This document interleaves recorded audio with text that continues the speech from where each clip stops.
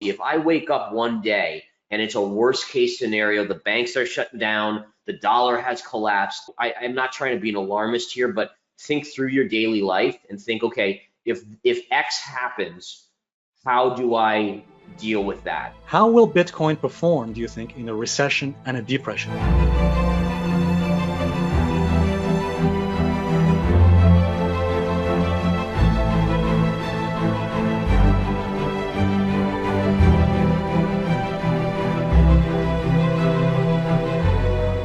All right, guys, so welcome to this video here, the interview session with Gareth Soloway, trader and analyst Gareth Soloway of InTheMoneyStocks.com. In case you don't know, Gareth, in fact, has been a trader and analyst, in fact, chief market strategist of InTheMoneyStocks.com since 2007. He's been a trader for nearly 20 years. It's very easy to say these words, recession and depression, but they have major consequences for everyone, including us, including you and I, because people can often think, oh, recession, depression, buying opportunity, which is true that there is.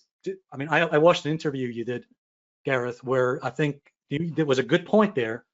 This is not about fear. We're not trying to inject fear to everybody. This is also about opportunities as well.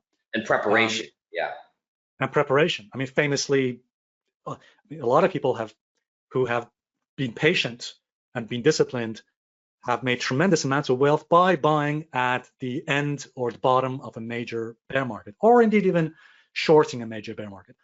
But how do you think it's possible for people to survive a depression? What are the best ways that people can actually survive this kind of period and indeed take advantage of some opportunities? Obviously, the best approach is not to just jump in and trade, but that's the wrong thing to do. But what are the things you can suggest to people that maybe they can learn from you, from your experience? That so I mean, for me, the way I'm trying to prepare is, I mean, I'm a trader and I understand that not everyone has that luxury to have that time to study to be a trader, but also it's hard and it's not meant for everyone, and it takes years and years of work. So you can't just be like, well, I'm going to become a trader today and I'll be okay. So I mean, keep that in mind. But I also think diversification amongst assets is important. What I love telling people is that I put about 10% of my net worth in gold and silver. And the reason I do that is not because, it's more as an insurance policy. If I wake up one day and it's a worst case scenario, the banks are shutting down, the dollar has collapsed, at least I know I have that gold. And I'm talking physical gold here too, not just stuff that's GLD, which, if things get shut down, you can't trade out of it, you're screwed anyways. So I think it's being prepared about that. I think, and again, I'm not trying to be an alarmist here, but think through your daily life and think, okay, if X happens, how do I deal with that? What do I need here at my house? What do I need? Those type of things I think are important. Eventually, Bitcoin enters my purview as being a safety play, but not until it gets a little bit lower. But again, keep in mind, it's not going all in on Bitcoin. It's allocation, proper allocation, which keeps you diversified.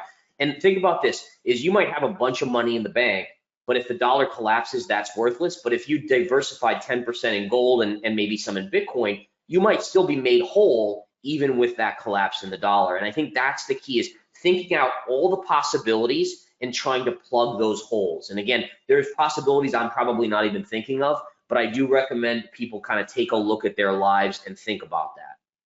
This is a very thank you, Gareth. This is a controversial question, and actually, because I think nobody knows the answer to this one. We're about to find out, I think. The question I get asked, and I'm sure you get asked too, how will Bitcoin perform, do you think, in a recession and a depression? I'll give you my opinion.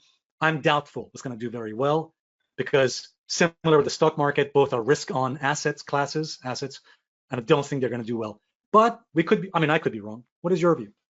No, I think that at least at this point in Bitcoin's lifespan, you're 100% right. I mean, I hold out hope that as it matures in years, decades, potentially, it does become the digital gold. But it absolutely is a risk-on, risk-off asset right now. And people have to just be honest with it. I mean, so many people kept on saying, oh, it's the safety play for inflation and this, and then we see price collapsing right from 69 down to where it is currently.